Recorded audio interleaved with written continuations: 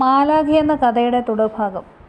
വിവാഹത്തലേന്ന് ചെറിയൊരു ഉപദേശം കൊടുക്കാൻ ചെന്ന അന്നയോട് മറിയ തട്ടിക്കയറി.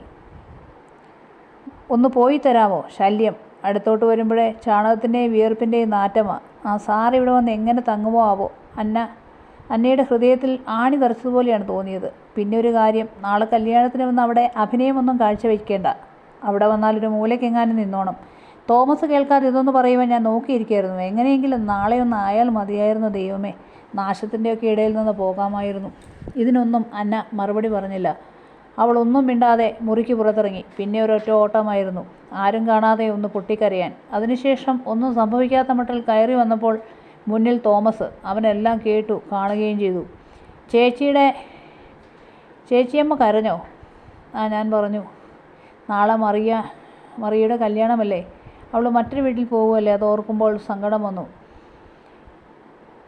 അതാ. തോമസ് ഒന്നും പറഞ്ഞില്ല. അപ്പോൾ കത്രീനാമ്മ പറഞ്ഞു, തൊണ്ടയിൽ പുഴുത്താൽ ഇറക്കാനല്ലേ പറ്റൂ കുഞ്ഞെ. നീ വിഷമിക്കേണ്ട. നീ ദൈവത്തിനോട് ആ കൊച്ചിന് നല്ല ബുദ്ധി കൊടുക്കുവാൻ പറയൂ. അന്ന കത്രീനാമ്മയോട് പറഞ്ഞു, ചേട്ടത്തി ഇതൊന്നും ആരോടും പറയണ്ട. അതവൾക്ക് കുറച്ചിലാവും. പിറ്റേന്ന് പുലർച്ചെ തന്നെ കല്യാണത്തിന് എല്ലാവരും പോയി. വിവാഹപ്പന്തലിൽ ഒരിടത്ത് ഒഴിഞ്ഞു മാറി നിന്ന അന്നയോട് തോമസ് പറഞ്ഞു, ചേച്ചിയമ്മ എന്താ അങ്ങനെ നിൽക്കുന്നത്? ഇവിടെ നിൽക്കാൻ അവകാശമുള്ള ഏക വ്യക്തി ചേച്ചിയമ്മയാണ്. അതുകൊണ്ട് ഇങ്ങോട്ട് വന്ന് മുന്നിൽ നിൽക്ക്. അങ്ങനെ കല്യാണവും വിരുന്നും ഒക്കെ കഴിഞ്ഞ് തിരിച്ച് വീട്ടിൽ ഒരു ചെറിയ സൽക്കാരം ഒരുക്കിയിട്ടുണ്ടായിരുന്നു. വിരുന്നുകാർ പിരിഞ്ഞു. അവസാനം കത്രീനാമ്മയും അടുത്ത ചില ബന്ധുക്കളും മാത്രം ബാക്കിയായി. മറിയയ്ക്കും ചെറുക്കനുമായി ഒരു മുറി ഒരുക്കിയിരുന്നു. എല്ലാവരും ആഹാരമൊക്കെ കഴിച്ച് പിരിഞ്ഞു. മറിയയെ ആ മുറിയിൽ കൊണ്ടുചെന്നാക്കേണ്ട ചുമതല നിനക്കാണെന്ന് കത്രീനാമ്മ അന്നയോട് പറഞ്ഞു. അത് കേട്ടതും, ആരും എന്നെ കൊണ്ടുപോകണമെന്നില്ല, എനിക്ക് തന്നെ പോകാനറിയാം. എന്നിട്ട് അവിടെ വന്ന് കണ്ണും കലാശവും കാണിക്കാനല്ലേ?